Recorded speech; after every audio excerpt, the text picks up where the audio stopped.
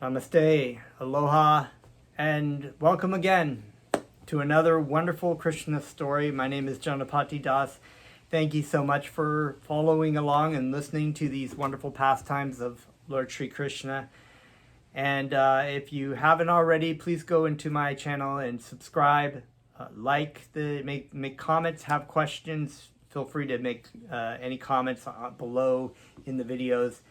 If this is your first time joining today, feel free to go back to the very first Krishna video on my YouTube channel and start from the beginning and hear it all the way through. So what we're going to do is what we normally do in the beginning of our class, and do some hearing and chanting of Krishna's names, which is the means by which we can come to our natural state of remembering Sri Krishna, our relationship with him. And so this is the only way, as said by Lord Chaitanya, chant the names of Krishna, chant the names of Krishna, chant the names of Krishna. In this age of Kali, of quarrel and confusion and frustration and anger, there is no other way than the hearing and chanting of Krishna's names to come to the perfect self-realization. So thank you very much. Let me offer my respects to you, and also to my Guru Dev, and of course my spiritual grandfather, A.C. Bhaktivedanta Swami Prabhupada. Let's get right into it. I'm going to just go ahead and this time, normally I sing all the way through, but what I'll do is in this form of kirtan meditation, I will chant. You can sit back and listen to the mantras, and the second time through, just chant back in the space that I will leave. I'll just play the guitar. So.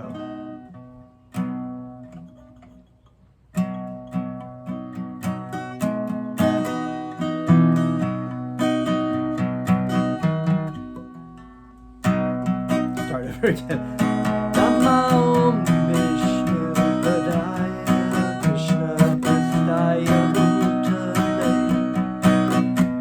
Mate Swarupananda Paramahamsa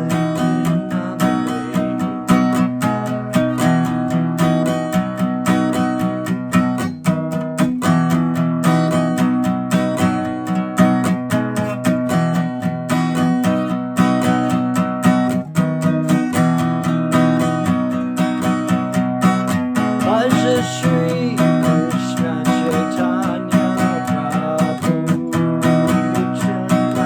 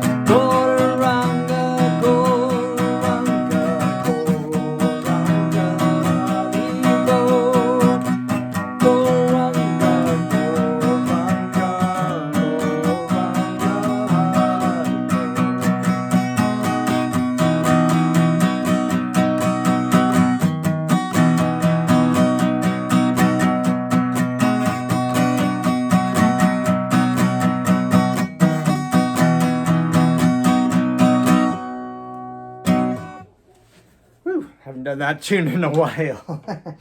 No, my pinky finger is not so strong. So thank you very much for coming in again today and tuning in and listening to the stories of Krishna. Om Namo Bhagavate Vasudevaya.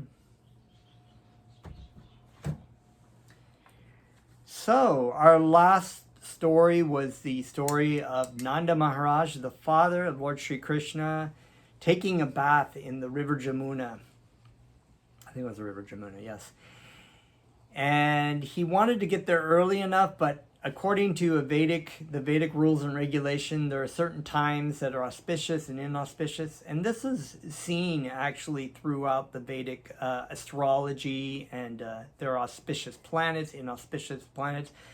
The astrologers at the time would look at, Vedic astrologers would look to take a birth chart of a child to see how the planets and the stars were aligned in the sky to see if it was an auspicious or inauspicious. Now, this isn't like the kind of astrology that you see in New Age books or in the back of a newspaper somewhere where, the weekly astrology. You're going to find love today, that kind of thing. This is a deep science, part of the Vedic tradition. So this astrology, the scientists, the Vedic scientists were able to see so many things that many people cannot see nowadays because of their diminished consciousness. They were able to read the stars. They were able to know mathematical. There's a lot of really amazing cases of situations of what the Vedic civilization brought. There were kinds of metals that metallurgy, I think is what it's called, when you do the mixing of metals. There's some metals now that even to this day have not rusted. They're still, you find them in India, and they have not rusted for thousands and thousands of years, in some cases maybe even millions of years. And this kind of science is lost. There was a science, and it may still be there. I've heard my godbrother once told me about how Bhaktivedanta wanted some of his disciples to keep this tradition of chanting mantras to be able to understand the different dimensions of the universe. So the Vedic science, the Vedic civilization was extremely advanced. They had airplanes and technology, and were able to transfer themselves from planet to planet. Some great yogis and saints were able to come in and out of the spiritual world to the material world. Some people can't even do that nowadays. But so the point being is that Nanda Maharaj wanted to take a bath, but there are rules and regulations about what's auspicious and what's inauspicious. So he apparently took a bath a little too soon in the river Jamuna, and so the predominating deity Varuna, actually not Varuna himself, but his henchmen. Basically, their job was to make sure people were not, doing anything else inauspicious in the waters, or to check the water thing, and they arrested him, probably not really realizing that Nanda Maharaj was the father of Krishna, the Supreme Personality of Godhead, acting as the father, dear devotee of Lord Sri Krishna. And so Krishna and Balaram immediately heard the cries of Nanda Maharaj's associates and went to Varuna and basically asked for their father back. And Varuna, of course, was, as a great devotee, apologetic of the mistake that his henchmen did, but as the predominating deity, he understood to surrender to Krishna. And like he said in the story, he was thinking that even though he had so much wealth of the jewels in the sea, of all the seas and the rivers and lakes and all the valuables belonged to him, all that material opulence was not even important to him, but that he felt like his life was successful once he had seen the Supreme Personality of Godhead and his immediate expansion with Balaram.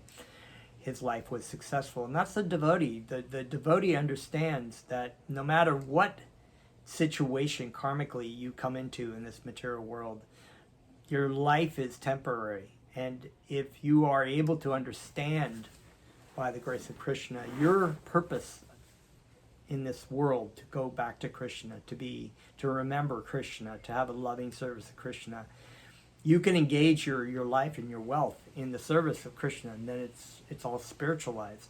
But if, unfortunately, you become very puffed up, as we've seen some of these demigods in the past, Brahma and Indra and other demigods, they forget their position. They become very puffed up of their little space in the sky, their little pie, piece of the pie. They're like, ooh, I'm so very important. Even Lord Brahma, not even understanding that he was not the ultimate creator, that he was not, just because he was the creator of this universe, that there were multiple universes and there are many, many more powerful Lord Brahmas than him. And he realized how insignificant he was. Now, this is the attitude that a devotee should have. Lower than the straw on the street, devoid of all sense of false prestige. There's so many people in this positions, in the Jeff Bezos and Vladimir Putin's and Joe Biden's and Saddam Hussein's and whoever comes along, Hitler's and Stalin's. They think, I am the creator, I am the father of communism, or I am the father of, I am the leader of Russia, and I can take over Ukraine. Or then you have the Ukrainian president who's like, no, I am the leader of Ukraine, and so you have these different personalities who are not nearly as powerful as any demigod, not even understanding that they're actually servants of the Supreme Lord, and that the possessions that they temporarily have or are in control of right now are not really their possessions. And just like the country of Ukraine is not really the possession of the Ukrainians, or the country of Russia is the possession of the Russians, but that these living entities are in positions of situations where they're in a place. And the main point is just to remember that Krishna is the supreme controller and enjoyer of all things. We should dovetail all of our service to him, and all things that we are given allotment for, we can use in his service until it is taken away from us. So we're going to continue. So anyway, Krishna, all the demigods were very impressed, and all the residents of the heavenly planets were showering flowers and playing drums. Of course, it's just like, woo, great parties in the heavenly kingdoms. So we are going to continue now. I'll go back to this Krishna book. Chapter 26, a very exciting story. It's entitled The Rasa Dance, Introduction. So those of you who know about the Rasa Dance, it's a very, very wonderful association of the gopis in Vrindavan with Krishna. It's very wonderful. And we're going to read the introduction right now. In the Srimad Bhagavatam, it is stated the Rasa Dance took place on the full moon night of the Sharat season. From the statement of previous chapters, it appears that the festival of Govardhan Puja was performed just after the dark moon night of the month of Kartika, and thereafter the ceremony of Bharatravritya, I don't know if I said that right, but Bharatravritya was performed. Then the wrath of Indra was exhibited in the shape of torrents of rain and hailstorm. And Lord Krishna held up Govardhan Hill for 7 days, up till the 9th day of the moon. Thereafter, on the 10th day, the inhabitants of Vrindavan were talking amongst themselves about the wonderful activities of Krishna. And the next day, Ekadasi, was observed by Nanda Maharaj. On the next day, Devadashi, Nanda Maharaj went to take the bath in the Ganges and was arrested by the men of Varuna. Then he was released by Lord Krishna. Then Nanda Maharaj, along with the coward men, was shown the spiritual sky. That was the point I left out of that summary, that Krishna allowed the residents of Vrindavan to see the spiritual sky of where their home was. Very wonderful. In this way, the full moon night of the Sharat season came to an end.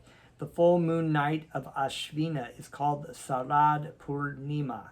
It appears from the statement of the Srimad Bhagavatam that Krishna had to wait another year for such a moon before enjoying the Rasa dance with the gopis. At the age of 7 years, he lifted Govardhan Hill. Therefore, the Rasa Dance took place during his 8th year.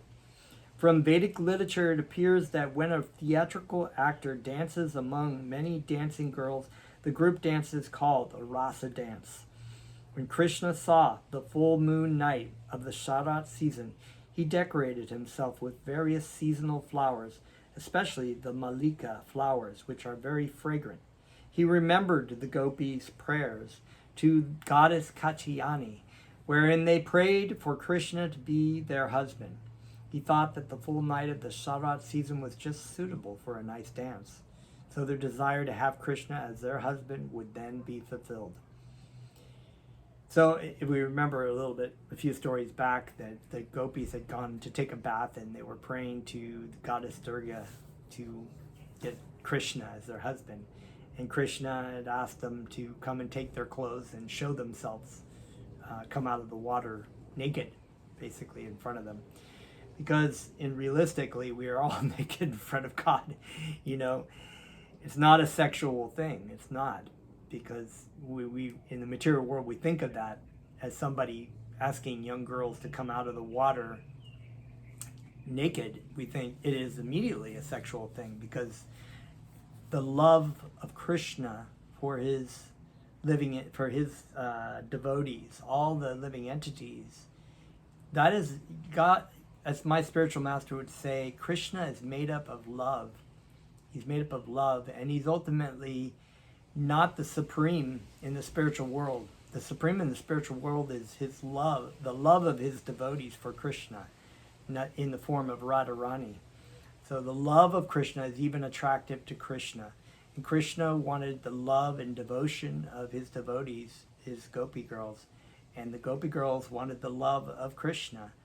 And so their prayer to Goddess Durga was thus fulfilled here. It's going to be fulfilled here in the story of the Srimad Bhagavatam. But this form of transcendental love with the Supreme Personality of Godhead is beyond and has no dint of material perversion or lust. So when we think of things of sexual lust and desire, that is a perverted reflection of transcendental love for the Supreme Personality of Godhead. All things in the material world have a reflection from the material world. Spiritual world. The spiritual world is all pure and all purifying. The things in the material world are perverted reflections. The words used in this connection in the Srimad Bhagavatam are Bhagavanapi. This means that although Krishna is the Supreme Personality of Godhead, he has no desire that needs to be fulfilled, because he is always full with 6 opulences. Yet he wanted to enjoy the company of the gopis. Bhagavanapi signifies that this is not like the ordinary dancing of young boys and young girls. The specific word used in the Srimad Bhagavatam is Yoga Mayam Upashrita, which means that this dancing with the gopis is on the platform of Yoga Maya, not Maha Maya. So Yoga Maya is the internal potency, this love for Krishna. It's spiritual love. Maha Maya is the external energy. It's the reflection of Srimati Radharani in the material world as Goddess Durga, as Maha Maya. It is the energy that makes it so that the living entity will forget Krishna in the material world. But that same Yoga Maya is sometimes used by Krishna to make the devotee forget in the spiritual sense, so that he can have a loving relationship as a lover or as a friend or as a parent. So many ways.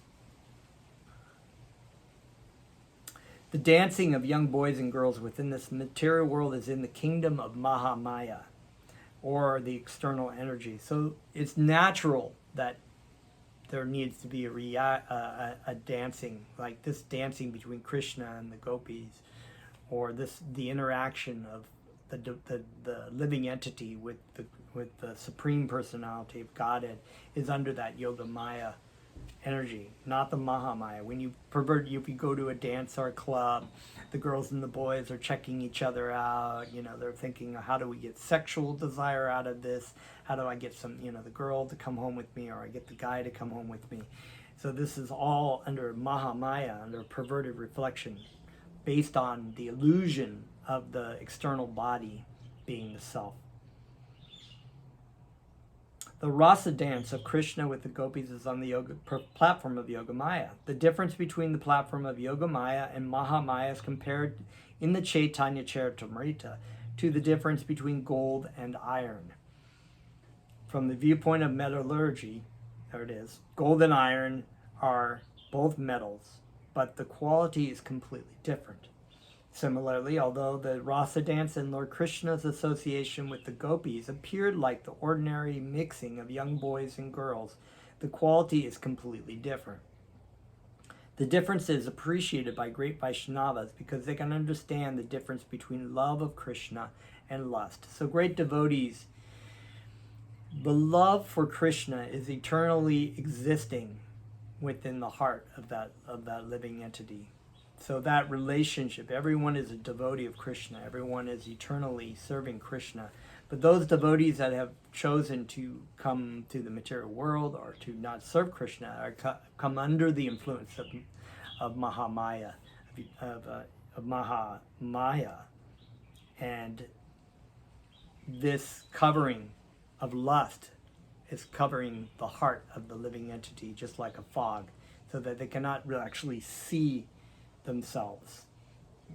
They cannot see their eternal existence. And when they look at a situation like the gopis and Krishna, they immediately think things in the material terms. Just like similarly, a lot of times atheists will try to see and understand Krishna from their own mind in the clouded consciousness of their lust. But all they can think of is material. Like, well, I don't see God, and I've never known a person, I've never known someone to be greater than me, therefore this God does not exist. So this consciousness is actually a covering. And the process of sadhana bhakti, primarily through the hearing and chanting of Krishna's names, is the means and the goal. In other words, it's the means in this day and age to clear the heart, to remember Krishna, and to help us be able to have the intelligence and wisdom to be able to understand what to do and what not to do. And that is also, of course, taught to us by our spiritual master and by our Guru Dev. So we apply these rules. We are told to hear and chant Krishna's names consistently. That is a clearing. The more we do that, the more when we hear our spiritual master, we hear, not just with our ears, but with our heart. We hear what we need to do to continue to grow in our love for Krishna. And that is us coming closer and closer to Krishna, just like we're going closer to the light. But this sort of perverted reflection of lust in the material world, engaging in that is like putting coverings over our heart, more and more coverings. So it's one way or the other. You can go to Krishna, you go to the light. You can go to Maya Devi, you can have the light covered you. So that's why Krishna makes it very clear in the scriptures to always remember him and never forget him. So we should be doing the things that will help us remember our eternal existence. Just like my spiritual master says, you can't take the wetness out of water. And similarly, our eternal function as loving servants of Krishna is our eternal function, whether we want to hide from that or not. But, if we decide that we do not want to have that, we still will be eternal. Our eternal function will still be the same, but we will have covered our heart and stay away from Krishna. It's a very sad state to be in, kind of foolish. It's like being a fish and jumping out of a fishbowl and flapping around on the ground saying, I'm having a great time here. So on the Mahamaya platform, dances take place on the basis of sense gratification. right? On Mahamaya, you go to the dance. I think that was a very amazing thing about me when I went to a chant for the first time.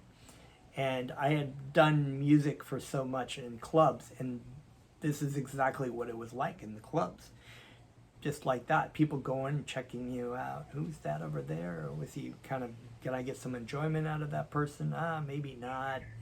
You know, people checking you out, and people drinking alcohol, and you know, you're up there playing music, and you think, is this any good, or just people drunk and they're just like, ooh, you know? So it was a real bummer for me. But I actually, what I would do is when I came to chanting first time, I was just amazed about how people were so focused on chanting. Nobody was checking each other out. It was just this focused on Krishna. It was very beautiful, and just a relief not to be like scrutinized, but just to be part of this wonderful process. But here in Bhaktivedanta is talking about that when the Mahamaya, the dances that happen in the material world, when you go to the club, it's all about sense gratification. But when Krishna called, the gopis sounding his flute, the gopis very hurriedly rushed towards the spot of Rasa Dance with the transcendental desire of satisfying Krishna. The author of Chaitanya Charitamrita, Krishna Das Kaviraj Goswami, has explained that lust means sense gratification, and love also means sense gratification, but for Krishna.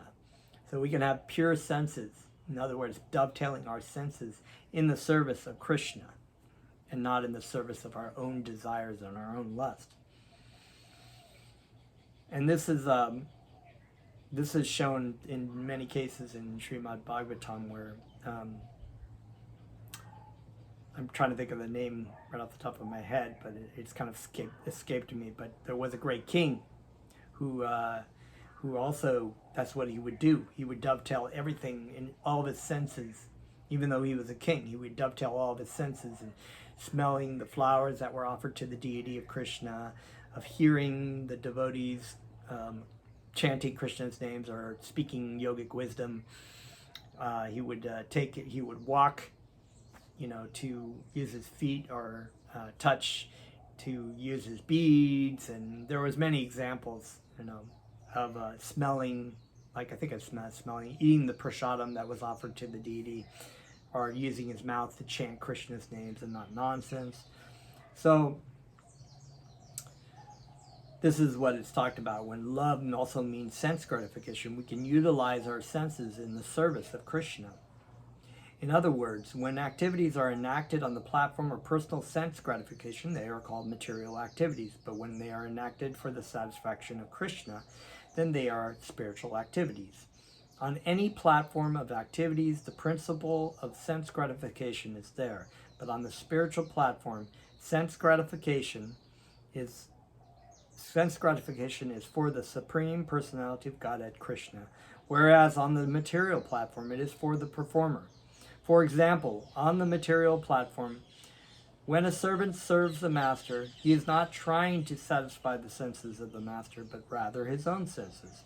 The servant would not serve the master if the payment stopped. That means that the servant engages himself in the service of the master just to satisfy his senses. On the spiritual platform, the servitor of the Supreme Personality of Godhead serves Krishna without payment, and he continues his service in all conditions. That is the difference between Krishna consciousness and material consciousness. It appears that Krishna enjoyed the Rasa dance with the gopis when he was 8 years old. At that time, many of the gopis were married, because in India, especially in those days, girls were married at a very early age. There are many instances of a girl giving birth to a child at the age of 12. Under the circumstances, all the gopis who wanted to have Krishna as their husband were already married. At the same time, they continued to hope that Krishna would be their husband. Their attitude toward Krishna was of paramour love. Therefore, the loving affair of Krishna with the gopis is called Parakiya Rasa. A married man or a wife who desires another wife or husband is called Parakiya Rasa.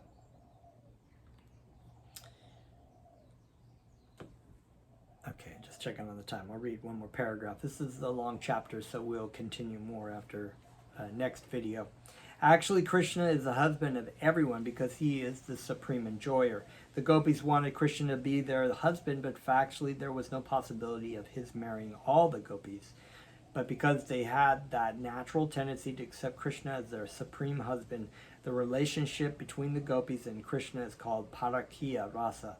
This Parakya Rasa is ever existent in Goloka Vrindavan, in the spiritual sky, where there is no possibility of the inebriety which characterizes Parakya Rasa in the material world. In the material world, Parakya Rasa is abominable, whereas in the spiritual world it is present in the super excellent relationship of Krishna and the gopis.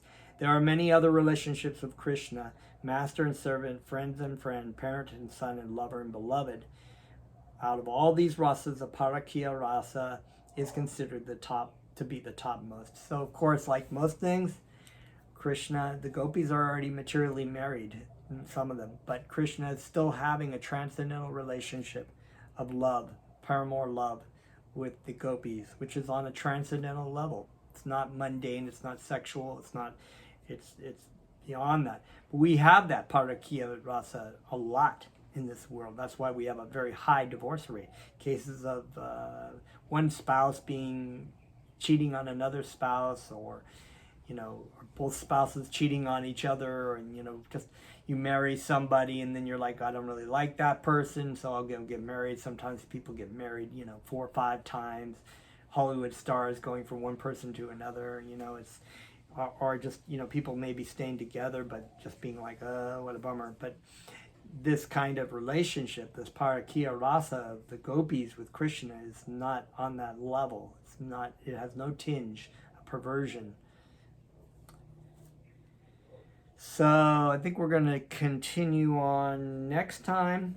We have a few more pages of this chapter, so we will more next time. I think we'll get into this more. It's very beautiful and awesome subject matter.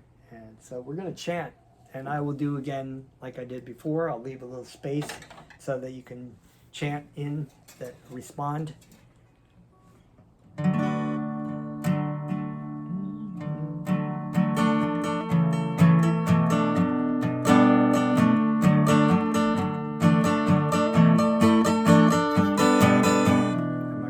High though, a little bit lower, I think.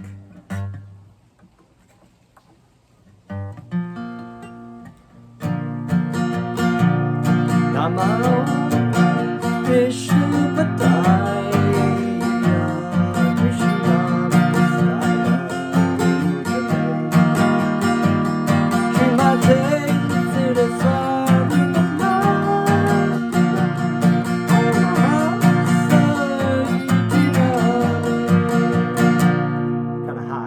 Let's try a different key.